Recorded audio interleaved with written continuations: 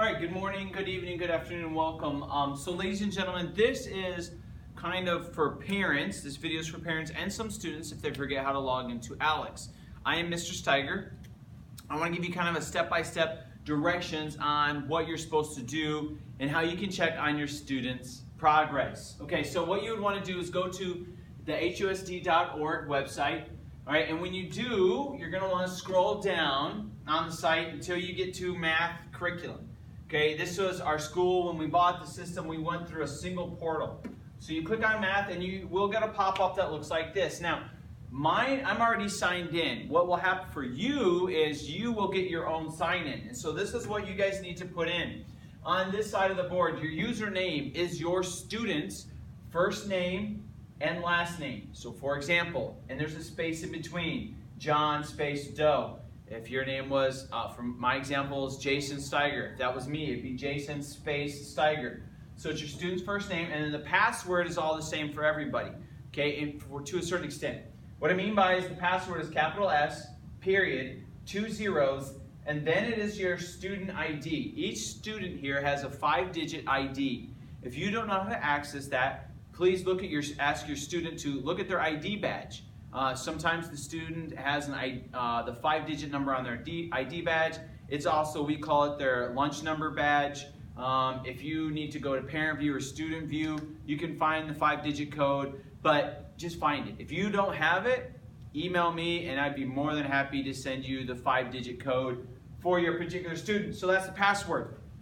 You enter. You will log in at that point, and then that's when you'll come here. You click this drop-down box and you click on MHE, and then you would sign in and go. Now, I am a teacher's edition, so mine looks a little different. But what will happen is you guys will have buttons that will pop up that will say ALEKS. Instead of this icon as a teacher, it'll have a different little icon, and it'll say launch. But next to the icons are some class numbers. So if you are in my class, okay, 3rd, 4th, 5th, or 6th hour, you want to click on these specific classes. Okay, it'll say 4:30, you hit launch. Okay, if you're in 4th hour, it's 4:20, 5th hour, 4:18, 6th hour, it's 4:21. If you're watching from a different class, please make sure you'll have 2 options there. One is a first semester number, and the other one is a second semester number. Make sure you figure out which one it is. If you click on one and you don't see anything, then you probably clicked on the wrong one. Try again. So you hit the launch button, and then what will happen is it'll come up, and you should get a beautiful illustration that comes up like this, okay? For parents, I need you to keep sure of 2 things. First thing, when I say topics due, it's on this part right here where it says continue my path. They should already have this up here. And what it will do is it'll tell me kind of where they're at with topics and how to actually do it. Now, on here, if you want to know, okay, how many topics has my student done? If you click on this timeline button, it gives you a nice little breakdown.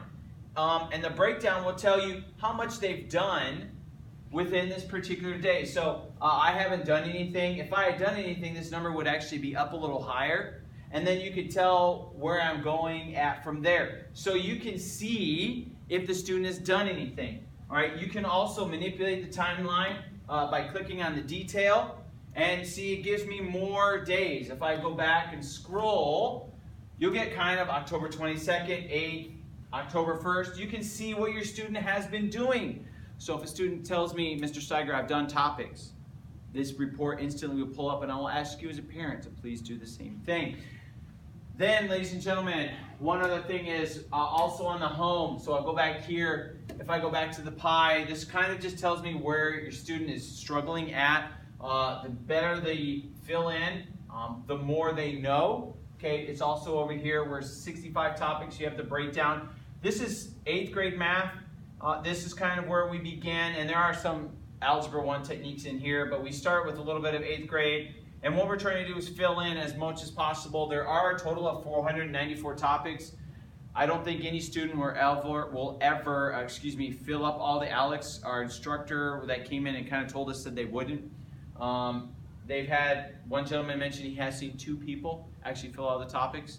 That'd be pretty cool to have that. But then the other thing that you guys need to understand is right here, okay? I'm going to start assigning homework. So what is due every week? I'll have all the homework assignments listed on the left. And you can see 0 attempts of unlimited attempts. I'm giving students unlimited attempts as it stands right now. I may restrict it to 2 or 3 to make sure that they're not just cheating the system and hitting yes and trying to get the answer in. But what you want to know is, you click on that, it'll give you when it's due, how many times they've attempted it, and how many questions there are. Okay? And then you can hit start, and the student will work on it. Okay? They would go through and kind of answer it from there. One thing I want to make sure you guys are fully aware of as parents, okay, is that, I'm going to save for later, please make sure that you guys understand this system has a lot of reports, and I can find out what your student is not doing, and you can do the same. So please join in with me to make sure that your students are working on the topics by once again looking at the timeline feature, okay, and then also about the homework, seeing how many times they have attempted it. How it's going to work in my class is every Monday I'm going to open up all the homework for the entire week. ALEKS has a self-taught tool, so even if we haven't learned the lesson yet, this system will actually help teach them a little bit along the way, and then when we come in class, I'll do a kind of a refresher. It's almost like a flipped classroom concept where the students will learn what we're going to be doing, and so when they come in, we can work together and I can answer any questions they may have had. They might do the homework and say, you know what, I didn't really understand that, and hopefully I will turn a light on in their head and be like, oh, I get it now. In class, we're going to be doing an exit ticket that's actually more complicated than what it has been in the past.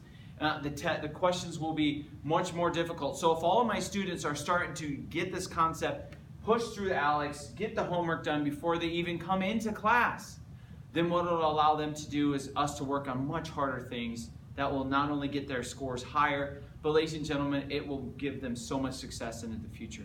If you have any questions, please feel free to email me, but I hope you enjoyed this short tutorial. Keep an eye on them, ladies and gentlemen. This tool will help keep an eye on them, and it should help them help their knowledge grow so much more. In the meantime, everybody have a great day, and I will see all of my students in class, and parents, have a great day as well.